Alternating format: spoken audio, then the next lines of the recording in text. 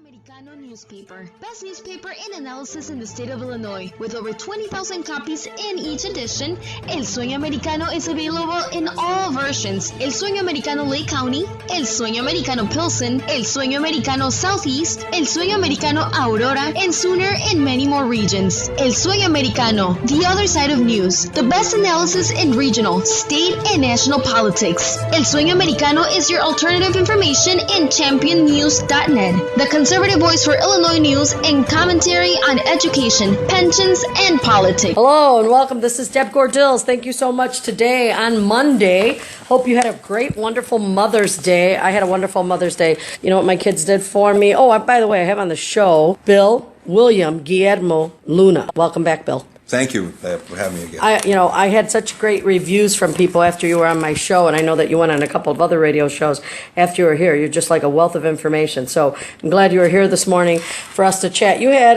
well, let me talk first about Mother's Day. So I had this great Mother's Day because my kids went and removed all the rocks from the flower bed, because I don't know how we ended up with these huge rocks there, and there were flowers trying to come out on the other side of them. They removed all the rocks, and then they planted some flowers for me. Isn't that sweet? No, that's great. That's a great Mother's Day gift. Yeah, and then they were sweating, wiping their sweat off their brow, and like, Mom, how soon can we get out of this? It was like a slave camp or something. But I know they really were excited, and they were happy to do the flowers, and I know that when they come up there, they'll be very proud to look at those. All right, so I hope everybody had a great Mother's Day, and so we're moving on. A lot of news this weekend, a lot of stuff going on. Before we get on that, I want to really quickly, you had an event. Yeah, our Cinco de Mayo banquet. Right. Tell me about the Cinco de Mayo. Yeah, we had it on Sunday, May the 4th. It's our 22nd annual banquet. It's sponsored by the Dr. Hector P. Garcia Ambets Post 326 and the Mexican-American Veterans Association. We've been doing it for 22 years, actually longer than that, because we started in 1984. It's that we took a couple of years off. But the reason that we chose Cinco de Mayo is because Cinco de Mayo is celebrated in the United States more than it is in Mexico. And for a reason. People don't know. Usually they make it a drinking holiday, but it's not that. When the Anglo settlers moved to California, when California belonged to Mexico, the Mexicans wanted a holiday to bring them together, to unify them, and so they compared the invasion of the Anglo settlers to California to the invasion of the French in Mexico. And so that's why it's celebrated here more than in Mexico. It's only celebrated in Puebla, where the battle took place May 5th, 1862. But we started because we had General Richard Cavazos, one of the most decorated four-star generals, had just retired, and we wanted to honor him and also compare him to General Ignacio Zaragoza, who is the commanding general of the forces for the Batalla de Puebla in Mexico. So that's when we started Cinco de Mayo. I think we were the first ones to start the celebration of Cinco de Mayo, and we've been doing it for, since 1984, with a couple of years off. So this was our 22nd annual banquet, and it was well attended, and it went real well. We had it at the Legion Hall there on Cermak Road. So this is what we do, our veterans organizations. Well, I think it's wonderful, and I know when you first approached us, I'm really happy that the Republican National Hispanic Assembly, under John Guevara and Gloria Cadilla and Armin Alvarez, Carlos Alvarez, and Alita Cruz were able to attend the event and support you. Really, it was to support you and the museum and the organization. And hopefully the Republican National Hispanic Assembly of Illinois will be participating, in years to come in the Cinco de Mayo event. It was a really good event. So now you know why Cinco de Mayo is celebrated. Okay, yeah. Another caveat on that people should know too, if you don't mind. Sure, no, go ahead. If you don't mind, is that Napoleon III wanted to establish an empire on this continent. And so he thought that he would go into Mexico first. This country was divided in a civil war during that time, so this country was very weak and very divided. So the French saw an opportunity to maybe come into this continent and take over. But they had to establish an outpost in Mexico first so they can invade the United States. So they had to pass through Puebla to get to Mexico City, the French troops, which were the best troops in the world, veterans of the Crimean War. So they were fantastic troops. And so the Mexicans stopped the French in the Batalla de Puebla on May 5th, 1862. Otherwise, they would have made a left turn and come into the United States. And we might all be speaking French if it wasn't for the Mexicans that stopped the French in Mexico. Don't forget, the French wanted to establish an alliance with the Confederacy because they wanted the cotton from the South. So I think this country owes a debt to Mexico for stopping the French in Puebla. Otherwise, they might have made a left turn and come into this country and take over, because this country was completely divided and devastated and split. So that we were very weak. So I think this country has have gratitude to Mexico. Thank you so much. That's a great piece of history that we need to know. It makes me look at Cinco de Mayo differently. Definitely, we owe a thank you note to Puebla. I know some Mexicans who are from Puebla. I have to talk to them about that and see what their thoughts. Is it okay? And so there you have it. I mean, Bill Luna, you are the curator and the founder of the Mexican American Museum, and they can find you on Facebook. Please go on there and click like. You can also go to the www.mexicanamericanmuseum.org. History and culture fused by passion. Tell me a little bit more about this wonderful postcard that I'm looking at right now. Yeah, well, I've been a historian for 30 years, and I teach at Indiana University. I teach the history of Mexico and Latinos and the law, and I've been promoting our culture for over 30 years. But it's been a lonely situation. I had a bookstore too, called Libreria Mexicana Bookstore in Pilsen for 4 years, and so this group came up to me, they're part of a new Rotary Club in Little Village, headed by Manny Martinez, who owns a funeral home right there on Pulaski and 25th Street.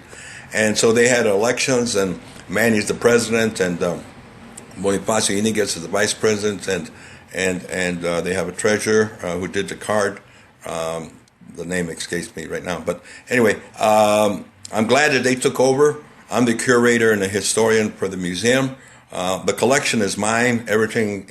We have a museum at 3610 West 26th Street right now, but we want to move. We want to get a bigger place.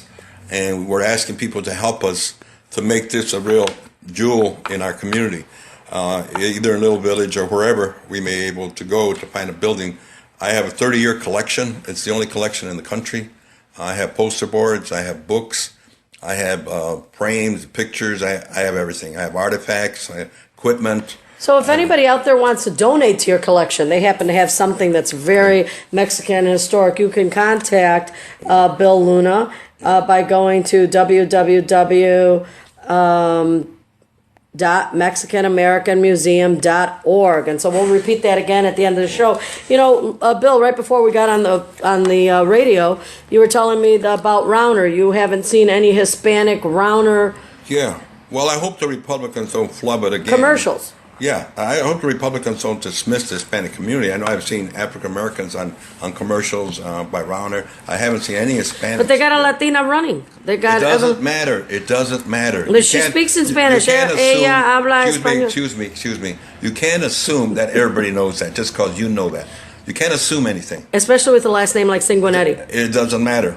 Whatever name, it may even be Lopez. You can't assume that everybody's as cognizant as you are about who's the running mate. So what we need to do... You need to put some commercials out there with some Hispanics out there. You know, like they had Lula Ford.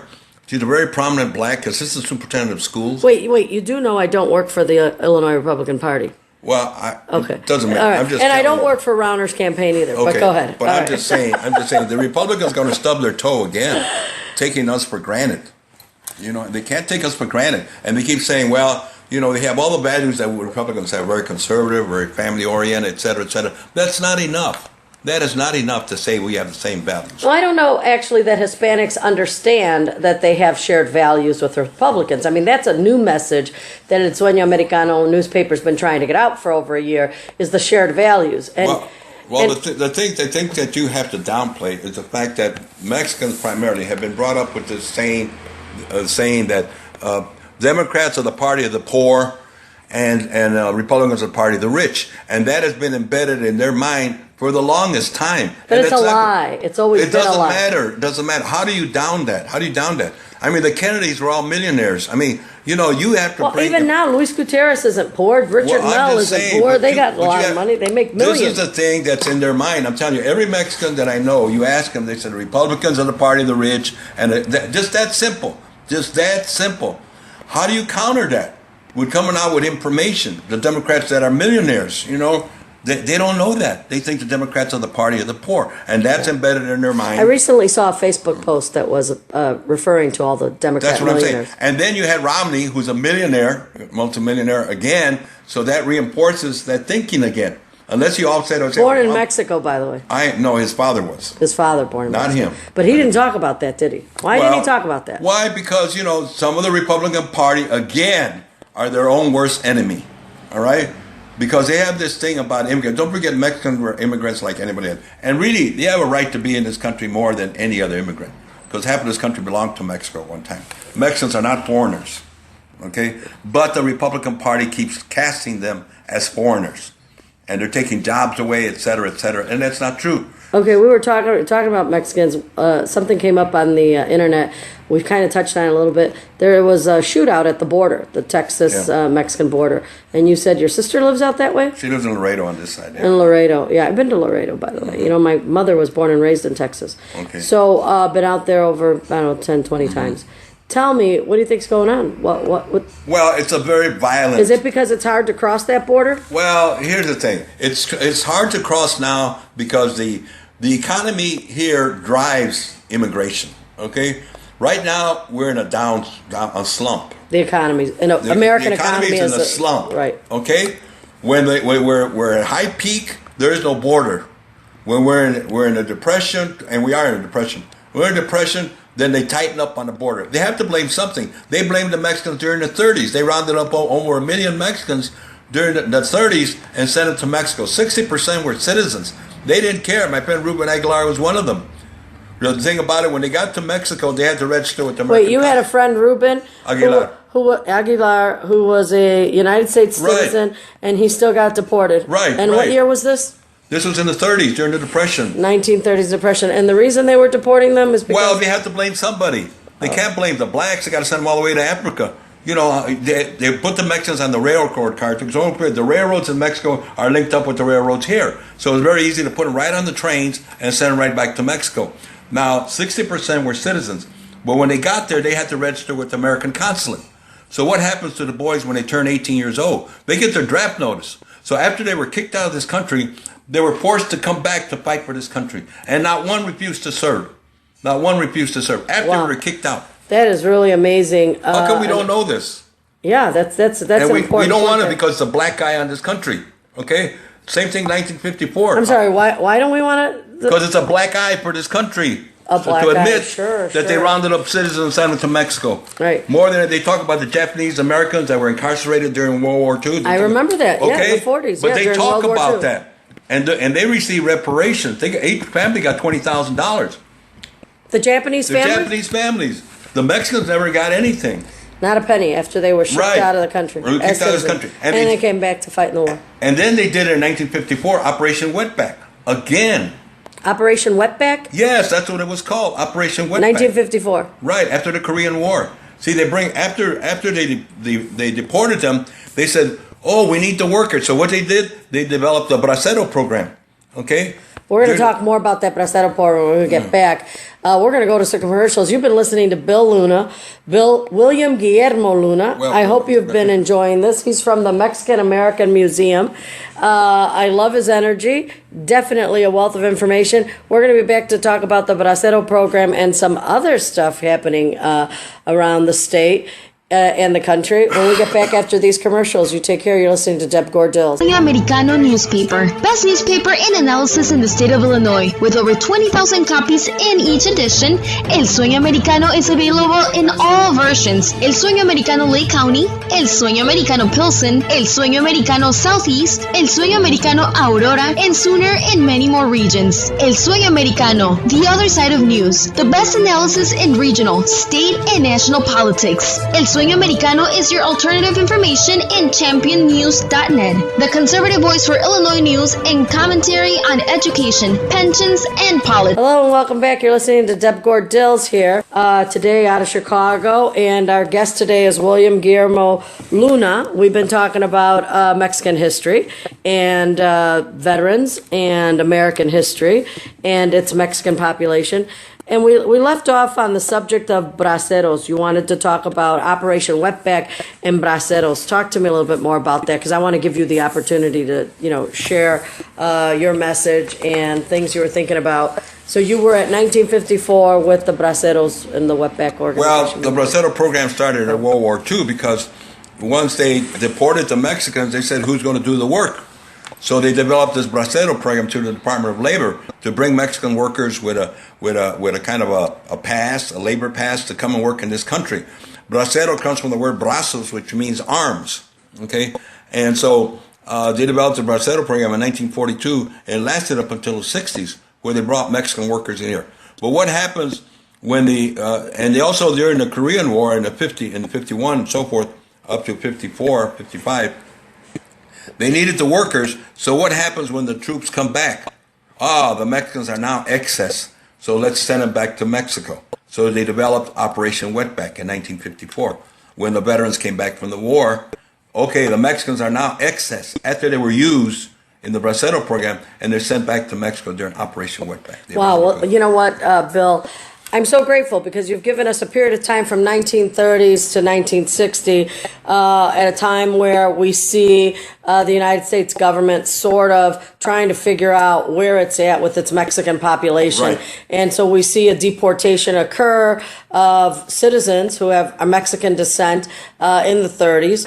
And then when they turned age 18 and they were needed to fight, they were drafted into the war and came back, and nobody rejected the offer to go and fight to defend America. I think historically we have seen from the very beginning to now the Mexican men and now women of Mexican descent who are Americans come and defend this country, always defending this country. Right. And so I'm really grateful that you have these events that honor them, like this Cinco de Mayo. But, as a veteran, you also have this veteran post, and I know often it's about awards for them and for their service and what they do. And I know that, we have people like Ron Balchera, who's a mutual friend of ours, who's a veteran, and Dave Ramirez, and just a whole handful of Latinos. So congratulations to all you listeners who happen to be of Hispanic descent, who have a family member who has served loyally to the United States government. Your home always has been your home, always will be your home, and defended our nation so that we can have the opportunity to peacefully celebrate things like Mother's Day here in America. So thank you for that note and all of that information. You gave me a book when you walked in here called Nixon's Civil Rights. It says Politics, Principles, and Policy by Dean J. Kotlowski. Tell me a little bit about this book. Yeah. And Nixon, because I know Nixon's one of your favorite people. Well, Nixon's one of my favorite people. As a matter of fact, when Nixon was born in Whittier. Nixon, a Republican? Yes, of course. Is there any other party? Well, I got Democrats listening to my show. I understand that. I feel sorry for them. But anyway, and I used to be a Democrat. Hey, listen, Reagan was a Democrat, so they could be until you wake up, you're a Democrat. There you go. Okay. But anyway, Nixon was born in Whittier, California, so he was always around Mexicans and Asians and Filipinos, et cetera, et cetera. When you talk about civil rights, you may talk about Lyndon Johnson, who passed the '64 Civil Rights Act and 1965, the Voting Rights Act.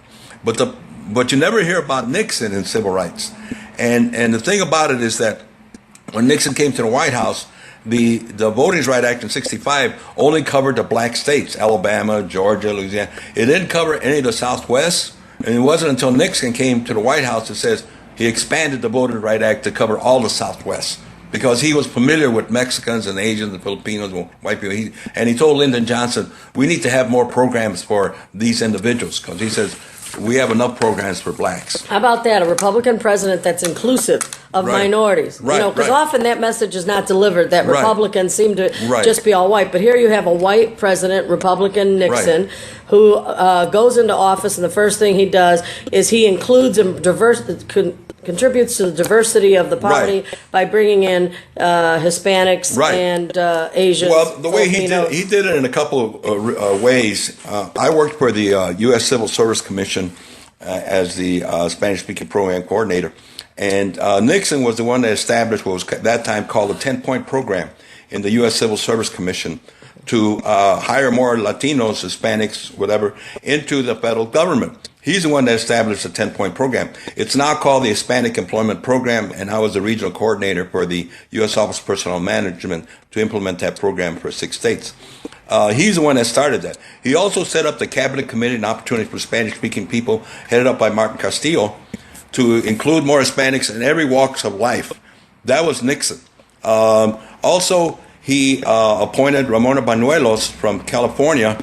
She was a person that made a lot of money selling tortillas as treasurer of the United States, the first Mexican-American woman to be a treasurer of the United States. He also appointed Hilario Sandoval as the administrator for the Small Business Administration. He made these appointments way back in the 80s when nobody was even thinking of Hispanics in these type of jobs. Don't forget, the first Hispanic cabinet member was Dr. Lauro Cavazos, appointed by Reagan. The first Hispanic cabinet member was appointed by a Republican president, President Reagan. And President Reagan also was the one that implemented the first successful immigration reform program. Tell me, you think we're going to see a Latino president? No, I don't think so, because here's the way I think. I don't think that politics in general is our bag. I'll be very honest with you. Why? I think because, first of all, if you talk about the population in this country, the ones that have been here. Oh, sorry. That's okay. Everybody's trying to get a hold of you. Maybe they know you're doing a radio show. Let me turn it off. So we're talking here with William Guillermo Luna. And as soon as he gets his hot phone, the Commissioner Gordon phone, off here, we can get back. So tell me a little bit more. I'll tell you why.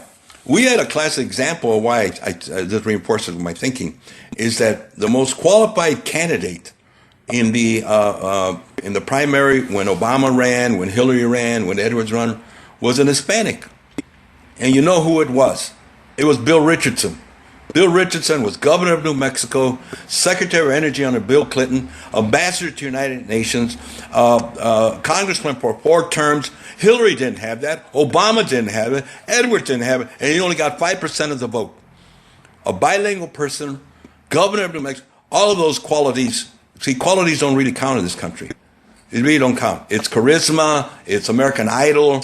It's what sells on television. Maybe we'll get a Latino who happens to have charisma. No, and I'll tell you why not. First of all, if you take the Mexican population, you have Mexicans that have been here for generations and are not assimilated. Okay, you can call them Mexican Americans, Muppies, whatever you want to call them. Okay, then you have Mexicans that just got here, the immigrants. All right, we call them immigrants for lack of a better term. And then you have people in Texas who think it's a country. They're called Tejanos. Okay, now they're called Tejanos. So they separate themselves. It used to be Tex-Mex. They don't like the word Mex. Now it's Tejanos. And then you have people from California. They're still Chicanos. Okay. And then you have people in New Mexico. They're called Manitos. Okay. So even what does that have to do with their ability to rise to leadership? I'm saying you gotta think. You gotta look at the philosophy of the thinking in those particular groups. They're all different. They're all different. Their philosophy is all different. So there's no unity. And then you take the Mexican population, the immigrant population. They have 31 states in Mexico. They have a confederación for almost every state.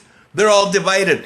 So the Mexicans are divided. And then you say, okay, how about the Puerto Ricans, the Dominicans, et cetera, et cetera, et cetera. Cubans, sure. But they're all different. They're all different. Yeah. So even though we have 50 million Latinos, I mean, we became the largest minority in the year 2000. Have things changed for us? No. So numbers don't really count. There's 6 million people in one group and they control everybody. I won't tell you who they are. 6 million and they control everything. So it's not numbers. The politicians keep saying, well, we're going to have overwhelming with numbers. Numbers don't translate to anything. Wow. Okay? Well, that's bad news for everybody out there who does involved in research and surveys and polls, like my favorite, Pew Hispanic Research, that does a lot. Let's get back to Nixon. Yeah. So Nixon finishes his career. We know how he finished his career. But one thing you want to know, you want people to know, at least our listeners to know, is that this man was a man who brought diversity and was very inclusive and really sort of a beacon leader for Latinos, correct? Right. And he also made a statement back then. He said, every child in this country should speak English, Spanish, and French because of our borders. He said that. Yeah, okay. It makes sense. This country is so monolingual, which means it's so monocultural. That's the problem with this country. All right. Well, I don't know. I've been to so many international days and celebrations and thinking days that I wonder sometimes. But now let's get back. We covered this on Nixon, and before we go to a commercial break, I want to ask you a question because we started talking about schools a little bit, and I told you I wanted to photocopy this issue that just happened over the weekend. So this white man, dad, father, I think he's an attorney, went to a school board meeting like most parents do because, there's issues related to school. A lot of parents called a school board meeting because they were upset about a particular book that the children were asked to read. And so the book was given to a freshman class, which is a group of ninth graders. And they were asked to read this book that had sexual content in it. And so some people thought that the profanity and the graphic sexuality in the book was a little bit too much for freshmen reading. And he was in the audience, and he made a statement that he was against them reading this book, and he wanted to know why they chose this book. And he wasn't the only one. There were several people. But then the police department comes in, and a police officer comes up. They go around. They spot him. They take him, put handcuffs on him, and lead him off in handcuffs at the school board meeting. And there's video footage, because, everybody's got a camera phone now. And there's video footage of him saying, "Why are you arresting me?" And I made one comment. Am I not allowed to say, what do you think of all that? Freedom of speech violation, obviously. Do we still have it? Does it matter? And so, let me see what the headlines read. They say, the 7 words, the dad who was arrested at a school board meeting claims the officer said to him. And the New Hampshire man who was arrested at a school board meeting after voicing objections to a controversial book assigned to his daughter's class recounted the incident. And he said that the arresting officer appeared very nervous and even reluctant to take him into custody. So obviously the officer was sent by somebody else. And this man was targeted. He said his hands were shaking, I believe, said the father. And then I observed his demeanor and his behavior. He was clearly nervous, and I said to him, "What are you so nervous about? I'm the one getting arrested," because his hands were shaking. And he said something to the effect, "I really don't want to do this. I really don't want to do this." So obviously somebody in power there who runs the police department, so my guess is it's the local government, is ordering a police officer to take a citizen into custody for objecting to his. What's the fight here? What's the fight here? Because I think the fight here is between a parent's right over their children, and the school board and the school government's right to tell the kids what to do. Because the only way they're going to take over the society is to brainwash our kids. Right. The only way for them to get things turned around and get the kids to not understand history or American freedoms is to take over the curriculum and to take over the school and fill their minds with who knows what propaganda, communist, Marxist, leftist, Common Core garbage. What's your thought on that? Well, I really don't pay much attention to all of that because, first of all, he's a white attorney, and the whites are only like 7% of the whole school system, Where's the other 93% minorities, bring this up? Right. So I'm saying, it doesn't affect our community because he's an attorney. They probably live in a nice neighborhood. Our people are in a survival mode. That's why they don't really pay much attention to this stuff because they're outside of the circle. They're working poor. Yeah. They're working 12 hours a day, 7 days a week. The kids are out on their own, So they're ripe. They're ripe for a takeover. They're ripe for their losing their children to a system in a government that's moving to the far left. They have no voice. The Hispanics will be the largest population in the school system very soon. Yeah, that doesn't mean anything. Well, I think it's already over 80% or something. But it doesn't matter. It doesn't matter. They don't have a voice. The staffing doesn't change. Okay, you can have an all Hispanic school, 98%, and the staffing doesn't reflect that. So it doesn't matter about the sort of like our House legislation. I mean, we only have how many Latinos are state legislators, even here in Illinois. That's elected. That's different. So we got a voting issue and the does school the hiring. Okay. Right. So when I worked at the board. I was there Board of Ed here in Chicago. I used to evaluate the bilingual. I used to write the reports for the board, the evaluation reports for the bilingual programs and Hispanic student dropout program. I did that for 7 years. I wrote the reports. Wow. Let's hold that thought. You've been listening to Deb Gordills here in an interview with William Guillermo Luna, who has been kind enough to come and talk to us about the Mexican-American Museum. And hopefully after we get back, we'll still have him on the show. You take care, and this is Deb Gordills. We're right back after these commercials. Sueño Americano newspaper. Best newspaper in analysis in the state of Illinois. With over 20,000 copies in each edition, El Sueño Americano is available in all versions. El Sueño Americano Lake County, El Sueño Americano Pilsen, El Sueño Americano Southeast, El Sueño Americano Aurora, and sooner in many more regions. El Sueño Americano, the other side of news. The best analysis in regional, state, and national politics. El Sueño Americano is your alternative information in championnews.net. The conservative voice for Illinois news and commentary on education, pensions, and politics. Hello and welcome back. This is Deb Gordills. And I'm so grateful that you stuck around to listen to our show. Bill Luna is still with us. And Bill, you want to say hello? Hello, how are you? Great. And so we are just wrapping things up. We're talking a little bit about this 14-year-old daughter whose father was arrested at her school board's meeting. He was expressing discontent for a book selection, or more than one, but definitely one book, that he was not pleased with the graphic sexual content of the book. And he and other parents were addressing how the school board could come up with such reading material, maybe that they needed to tone it down or find something that the parents agreed with. So that's all they were simply saying. From the videos I saw on the news over the weekend, he was not being unruly. He was not being disorderly. He did not get up and shout. He just made his comment. He took a little more than the 2 minutes. He sat down.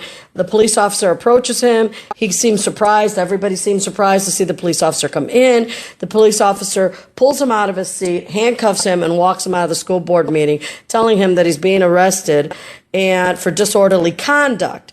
Now, violating a 2-minute rule, does that necessarily mean disorderly conduct? Because when I was growing up, disorderly conduct meant like you were taking a bat to somebody and threatening everybody around you, or screaming at the top of your lungs and running down the street in your boxer shorts in the middle of Ashland Avenue or Irving Park, a mainstream. You were causing havoc. This was, first of all, these school board meetings are so you get up and you speak and you say for or against a certain topic or issue that's going on related to school. So I was actually quite surprised that this was taking place.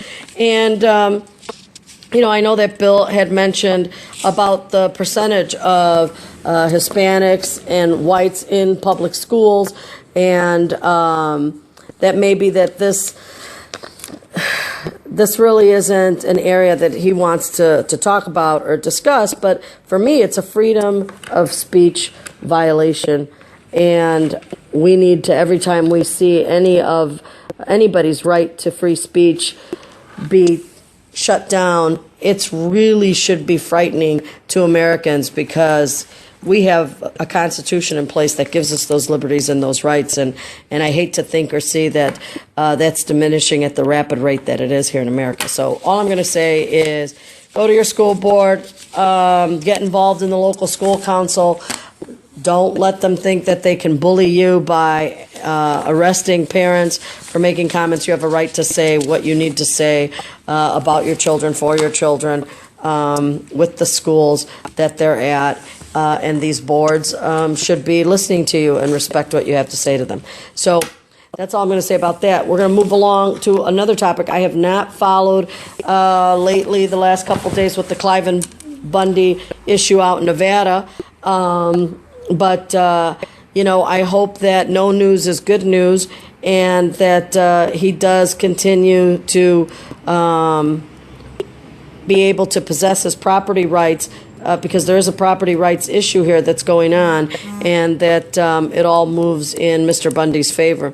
So now we have Ben Fernandez, who ran for president, and Bill wants to talk about him. He brought him a piece of paper. I think we talked about Ben Fernandez the last time you were on the show, didn't we? I think just slightly. I just want to recap things on Ben Fernandez, because people were not everybody, but the curious people, when I found out about Ben Fernandez in the 2008 election, only to the fact that they mentioned that Bill Richardson was the first Hispanic that they knew of that run for president, which was not true. It was Ben Fernandez, who was born in 1925. He was born in a boxcar in Kansas City, Kansas, one of 7 brothers and sisters.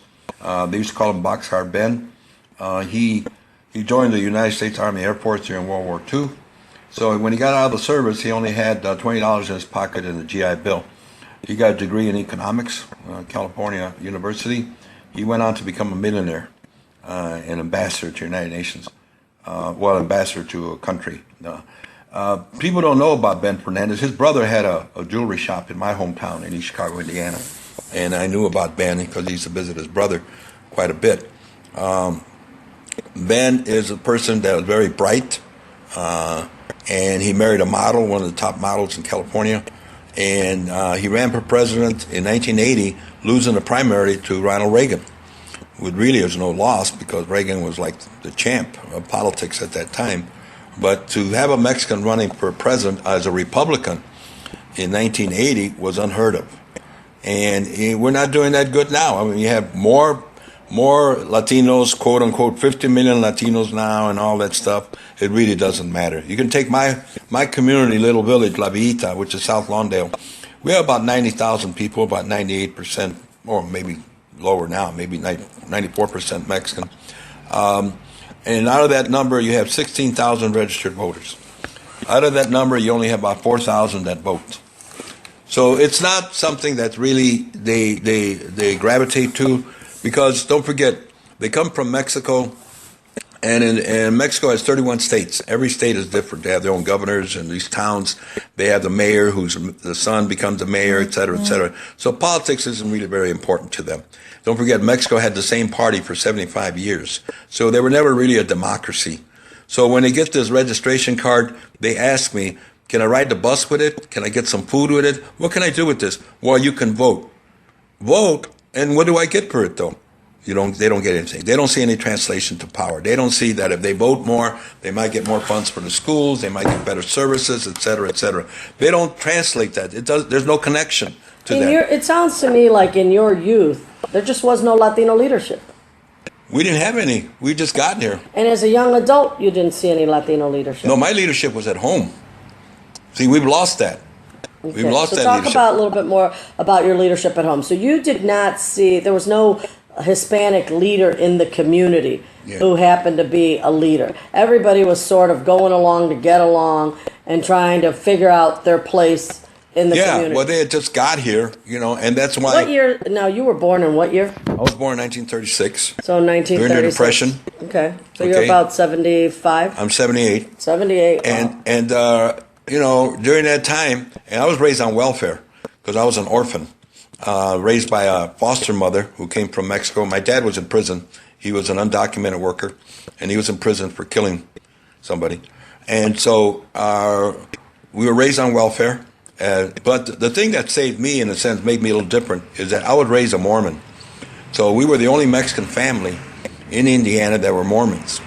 And so I went to a Mormon church. So at 10 years old, I was given a sermon to all educated white people. You better know what you're talking about.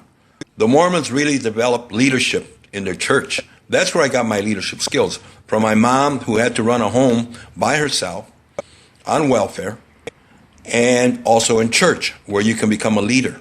Here was a young Mexican kid in an all-Mormon church, and I was a deacon, a teacher, a priest, and an elder in the Mormon church. You move right up. You're part of the administration. That's what's lacking in our community. And the church doesn't provide that. We had a Mormon candidate running for president, Mitt Romney. Yeah, I know.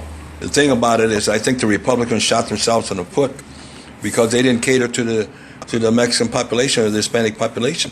Well, I think that a lot of people understand. I mean, you got to be kind of goofy not to understand that with a Latino population growing as fast as it's growing in America, there are so many right reasons for catering to that population. And by catering, I don't mean giving them more welfare or giving them, freebies Marketing everywhere. Yeah, but you need to market to them, and you need to understand that they have the capacity to walk in and place a vote as an American Hispanic citizen. But what are you going to say to them to get them to understand the value of that voting? And we have a serious problem in this country on the value of voting and preserving the integrity of the ballot and the integrity of the American vote. And so before you even throw Hispanics into the mix, you have a voting ballot system, a ballot integrity issue in America, especially in Cook County, especially in Illinois. We have problems with the voting system and the way it works. Somebody said the other day to me, they said, hey, if Latinos and blacks don't vote for Rauner, he's not going to win. And I started to laugh. I said, it doesn't matter if you show up to vote when you have almost 200,000 fraudulent ballots being delivered to vote on this coming November election. And whoever controls those ballots, which right now is Cook County Clerk David Orr, who's part of the Democratic machine, they're the ones who are going to activate those 200,000 fake votes. They don't need real human beings to go vote anymore. A real human being does not have to show up to vote to have an election in Illinois, because they have machines that'll vote fake, a farce, fraudulently for you and everybody else, and they have a ballot that gets delivered to there. 6 zip codes on the south side. We have the research report. Just a guy out of Iowa and Kansas City put together research showing the fraudulent votes. So we know they are here. What are they doing about it? Nothing. You think the Attorney General would be banging down the door saying, wow, I looked at this research report. Madigan? Right, Lisa Madigan, right? Why won't Give me you? a break. Daddy, is everything okay? Yes, dear. You got the Irish Catholic Mafia running this place. Well, I'm just telling you that the vote, we sit here and we say we need to activate Hispanics, we need to activate blacks. Sure, you need to activate all voters in a true voting environment. But what we have in the state of Illinois, and especially in Cook County, is a farce for a voting system. It is a lie. The biggest lie on American voters and is the voting process in this country. It's the reason they push for no IDs. It's the reason they push for 6,000 extra voting places than is needed in all communities, because there is no real voting system. So it's not going to make a damn if you get me every single Hispanic to vote, Debbie, and every single black to vote. You're missing a point. You're talking about the politics and the system. I'm talking about the ballots. The ballots. You're Voting. talking about that structure, okay, which we have no privy to. We can't change that. We cannot change this. I'll be very honest with you. What I'm talking about, my community, Little Village put out the second highest tax base in the city after downtown Chicago. We have 1,400 businesses in Little Village, almost all Mexican. What I'm talking about, reciprocity. If they show that we vote, maybe we'll get more services from the city. That's what we're concerned about. We're not concerned about who gets an office. We're concerned about reciprocity. All right? And if they see more votes, 4,000 votes on the north side, they have that many votes in one building.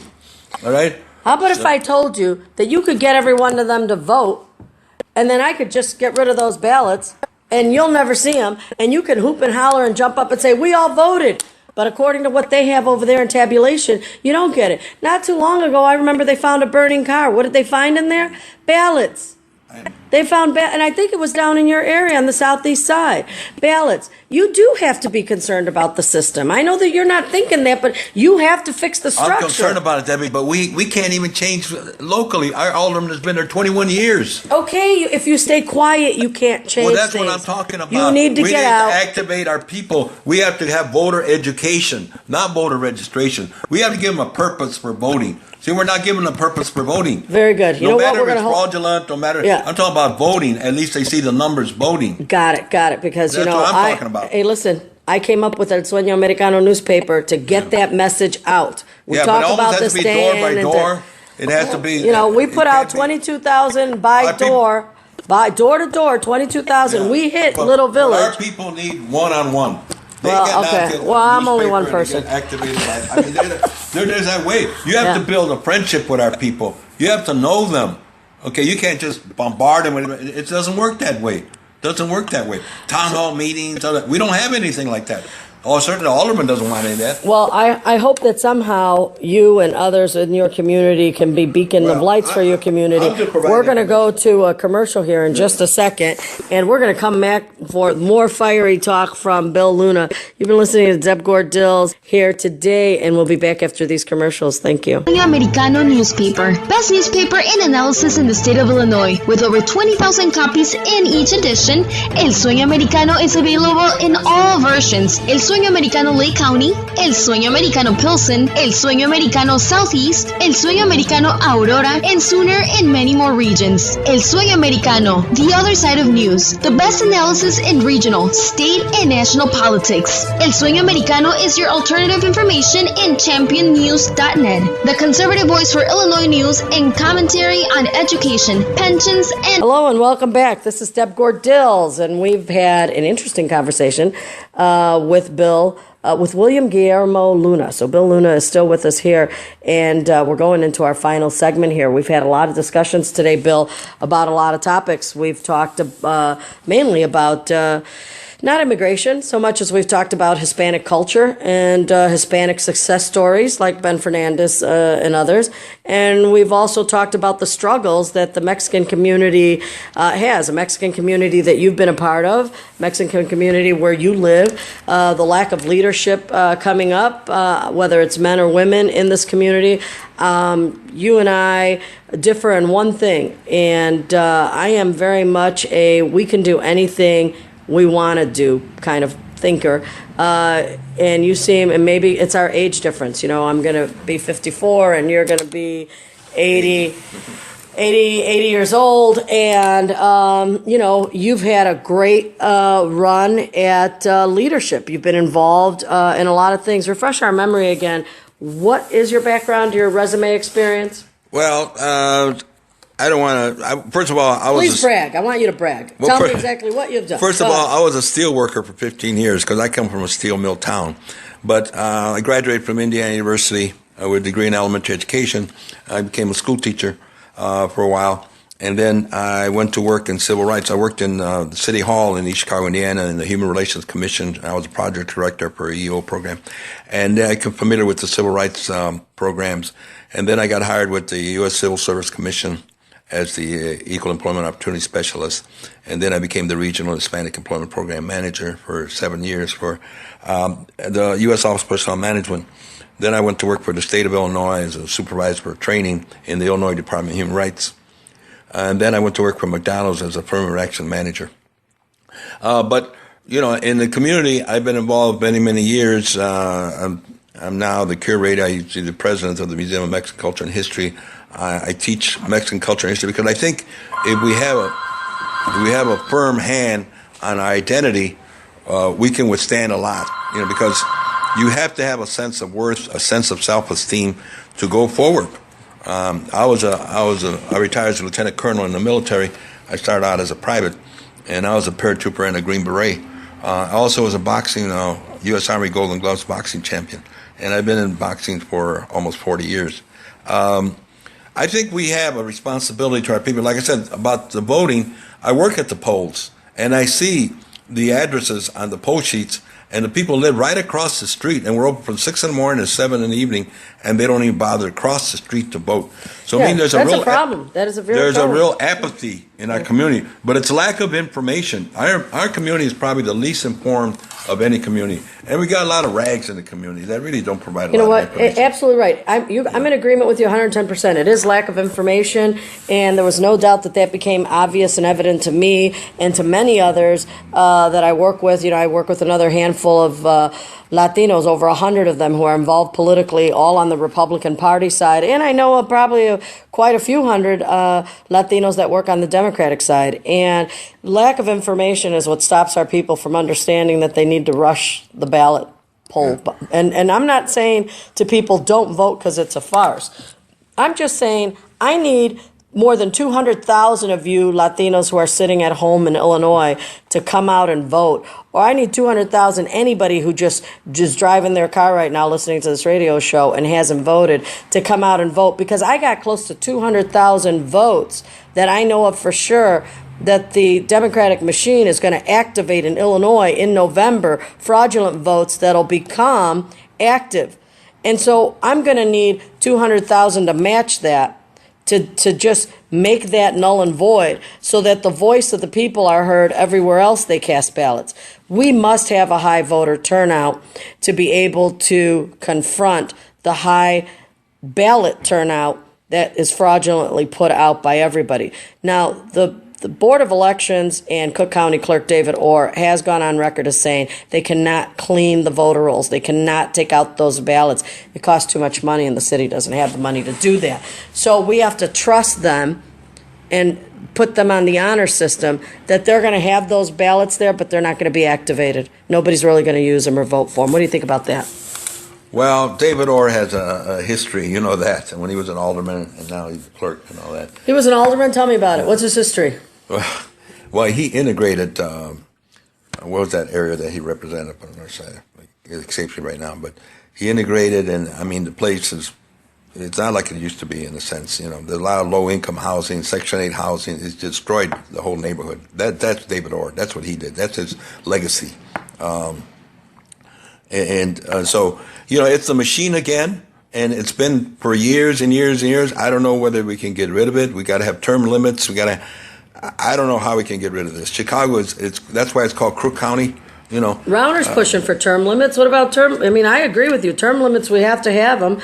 If he becomes the next governor, you think we'll see term limits? Well, it's going to be hard because they're going to fight because, you know, these people, that's their jobs, you know. You're talking about the legislators. The legislators are going to fight it because House of Representatives and state senators are going to fight. They're all going to fight all the way down the line. They're all going to fight it because why do they want to give themselves term limit? This is their bread and butter. They're not. That's right. They're not going to vote for something that's going to cut them off. No, for sure. So it's a good idea, but it doesn't really work, you know, because these people are going to protect their jobs and they've been there for a long time. Madigan's going to die in office, you know, and that's just the way it is, you know, and so I think our community is what I call politically impotent, and I think our call is not so much politics as it is business, because that's what controls this country is business, and that's why, you know, when the Jews came here, they started selling. They were peddlers on the streets.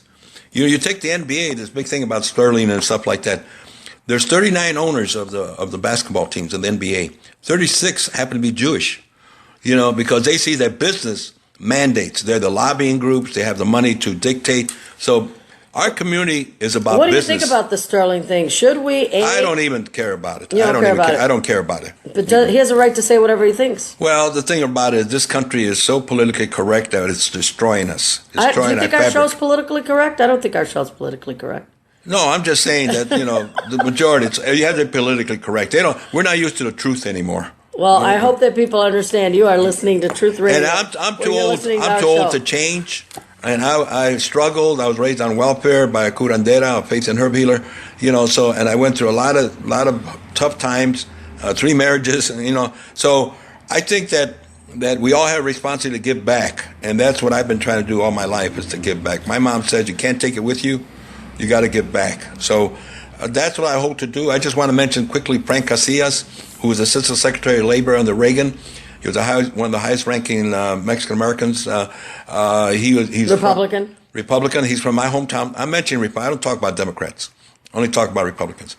Charlie Gomez, because they're a waste of time. Charlie Gomez was his family owned the Mexican theaters in Pilsen, in a little village, and he headed up the National Economic Development Association, NEDA, and that was started. I'm not sure if it was Reagan or Nixon that started NEDA. Probably Nixon, to jumpstart all the Hispanic businesses. That was done by Republicans. You know, when Obama took a picture with Abraham Lincoln... Latinos fuel $250 billion into the economy all the time. You know that? I know that. Business is our game. That's what we are. You get 2 Mexicans together, they open a business, you know.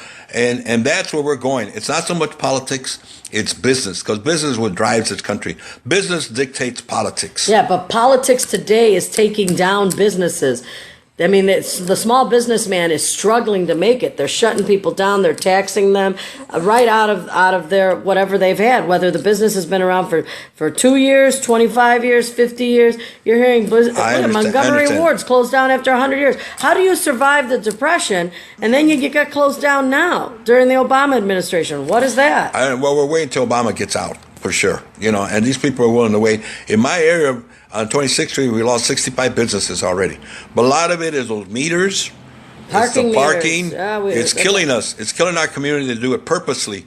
Over on Cermak Road, I found on Sunday that they don't have any parking on Sunday. I mean, you can park free. They don't have that on 26th Street.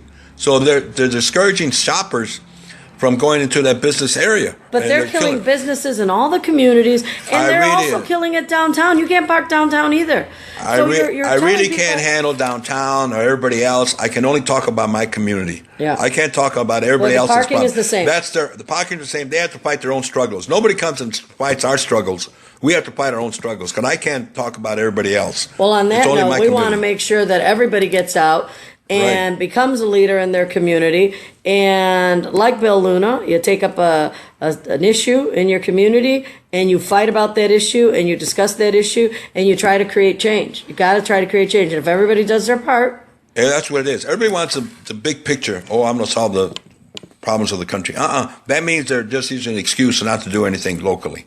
I was a scoutmaster. I had 8 scouts that I took. They had never been downtown. They'd never been skating.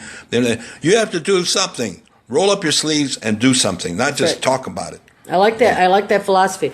Everybody roll up your sleeves and get out there and fight the fight, because we're trying really hard, Bill, as you know, to fight the fight on so many different fronts, and we do it in communities. We're going to come back, not today. We're done with today's segment and today's show, but we are going to come back tomorrow and later this week and talk about some national issues as well as some local issues. We have a big race coming up here. Rauner is got a great race running right now, but you're right, those commercials are not showing a lot of Latinos coming up and giving their... They're going to miss the opportunity again. I don't think they're going to miss the opportunity, but I think that there's definitely many opportunities. They have to start now. Okay, well, there's our bell. There's our bell telling us to wrap this show up. All right, so you've been listening to Deb Gordills. I've completely enjoyed having you on the show. We'll be back with more community leaders here in the next few days. Always we want to bring in on board people from the community striving to create change and fighting a good fight here locally. The fight some people feel is between Democrats and Republicans. Please don't think that. The fight is really between conservative values and liberal values and the family and the disintegration of the family. And we want to support the family. And we want to continue to follow the strong constitution of this country that allows us all the opportunity to achieve the American dream. So you take care, drive safely, and I hope to see you at tomorrow night's show from 5 to 6 p.m. Good night again. You've been listening to me, Deb Gordills. Have a great evening. Bye. Sueño Americano newspaper. Best newspaper in analysis in the state of Illinois. With over 20,000 copies in each edition, El Sueño Americano is available in all versions. El Sueño Americano Lake County, El Sueño Americano Pilsen, El Sueño Americano Southeast, El Sueño Americano Aurora, and sooner in many more regions. El Sueño Americano, the other side of news. The best analysis in regional, state, and national politics. El Sueño Americano is your alternative information in championnews.net. The conservative voice for Illinois news and commentary on education, pensions, and politics. Hello.